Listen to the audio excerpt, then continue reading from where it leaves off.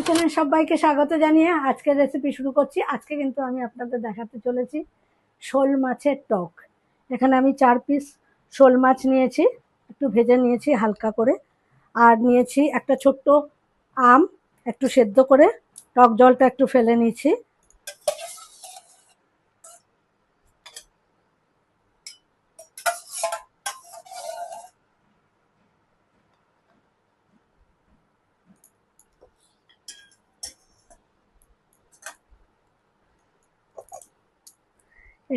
এটার পাল্পটা বার করে নিয়ে আসবো এখন।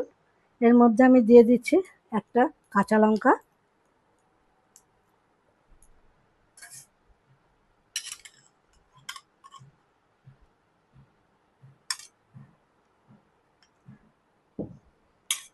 এটা পেস্ট করে নিয়ে কিচেনে দেখা হচ্ছে। কড়াইতে একটু তেল দিয়ে নিলাম, মাছগুলোকে একটু ভেজে নিচ্ছি।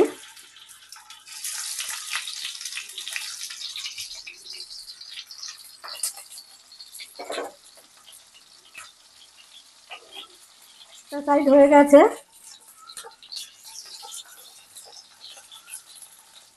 এইভাবে একটুখানি রেড ব্রাউন করে একটু ভেজে তুলে নেব। এখন আমি একটু হালকা এপিট ওপিট করে রেখে দিয়েছিলাম, তুলে এখন এপিট ওপিট করে নিয়ে আমি তুলে নিচ্ছি। দিচ্ছি একটা শুকনো লঙ্কা, একটু কালো সর্ষে, একটুখানি হলুদ, লবণ আর একটু মিষ্টি দিয়ে গুলে নিচ্ছি।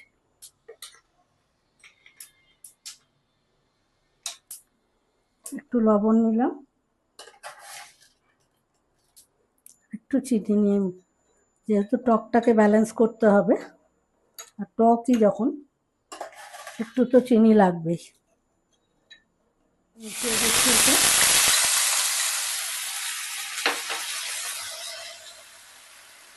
এখন আমের পাল্পটাও মশলার সাথে মিশিয়ে দেবো।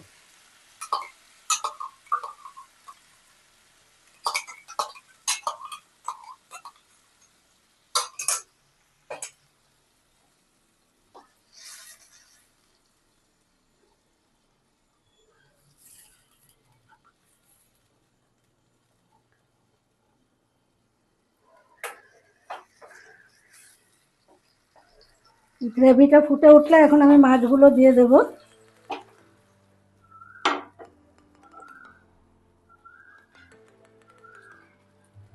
এটা আমি গরম জল অ্যাড করেছি, দিয়ে দিচ্ছি এবার মাছগুলো। ভালোভাবে ফুটে উঠলে তারপরে নামিয়ে নেব।